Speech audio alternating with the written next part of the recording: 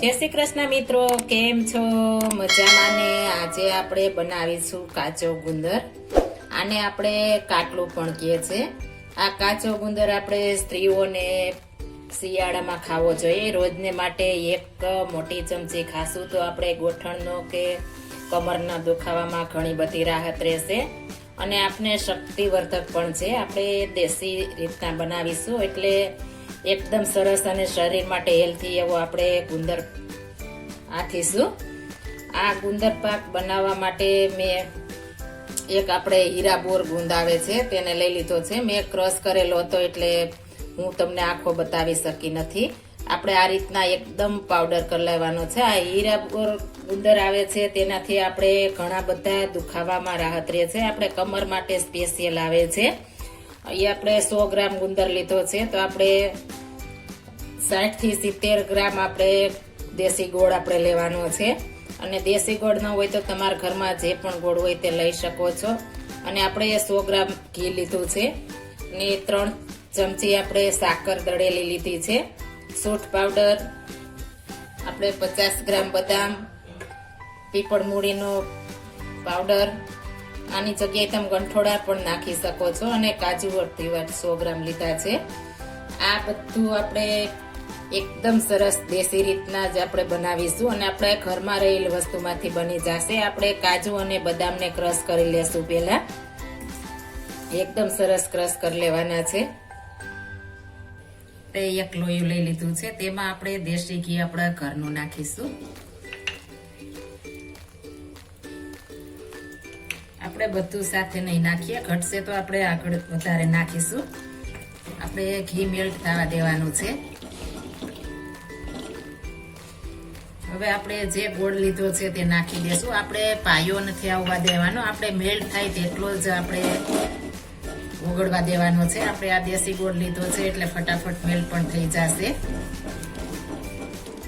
આપણે ગોળ સરસ મેલ્ટ થઈ ગયો. આ રીતના જ મેલ્ટ થવા દેવાનો છે, પાયો નથી આવવા દેવાનો. હવે આપણે ગુંદર લીધો છે તે નાખી દેશું અને એકદમ ધીમો ગેસ રાખવાનો છે. જો તમે પાય આવવા દેશો તો તમારો ગુંદર રાખેલો કડક થઈ જશે. એટલા માટે આપણે ખાસ ધ્યાન રાખવાનું છે. આપણે ઘી ઘટશે પાછું નાખી દેશું.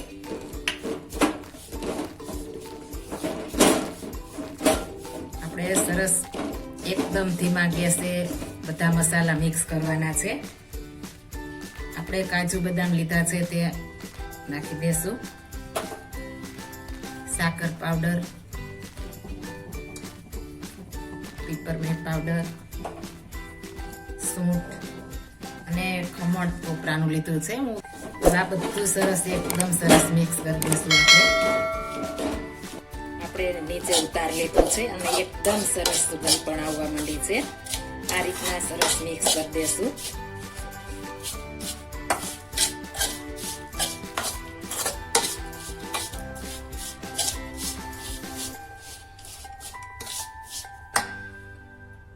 આપણે સરસ મિક્સ થઈ ગયું છે ને એક ડબ્બો લીધો છે તેમાં આપણે ભરી દેશું.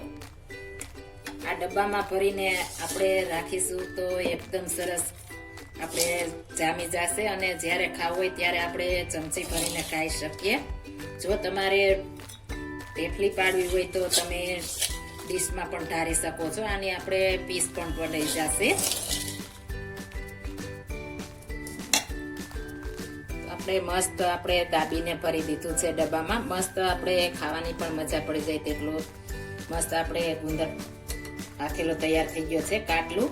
આ જો આપણે સુવાવડી બાઈ હોય તે ખાઈ શકે છે. તેમ તો ગમે ત્યારે ગમે તેટલો ખાઈ શકે છે આપણે સુવાવડી બાઈને. આ રીતના બનાવીને ખાવાથી દૂધ પણ વધે છે અને બાળકને પણ બધા પૌષ્ટિક તત્વો મળે છે. આપણે નોર્મલ આપણે સ્ત્રી પણ આ રીતના રોજ 1 ચમચી મોટી ખાશે અને ઉપર 1 ગ્લાસ ગરમ દૂધ પીવાનું છે. તેનાથી આપણે ઘણા બધા શરીરમાં ફાયદા કરશે. થાક નહીં લાગે, આપણે શક્તિવર્ધક છે. એટલા માટે આપણે આ રીતના બનાવીશું તો સરસ મસ્ત મજાનું બની જશે. જો આમાં તમે ટોપરું ઓછું ખાતા હો તો તમે આમાંથી કોઈ પણ વસ્તુ સ્કીપ કરી શકો છો, ઓછી નાખી શકો છો.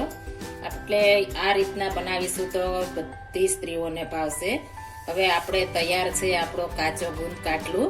જો આ મારી રેસીપી પસંદ આવી હોય તો મારી ચેનલ લાઈક, શેર અને સબસ્ક્રાઇબ કરી દેજો. ફરી મળીશું નવી રેસીપી લઈને. જય શ્રી કૃષ્ણ.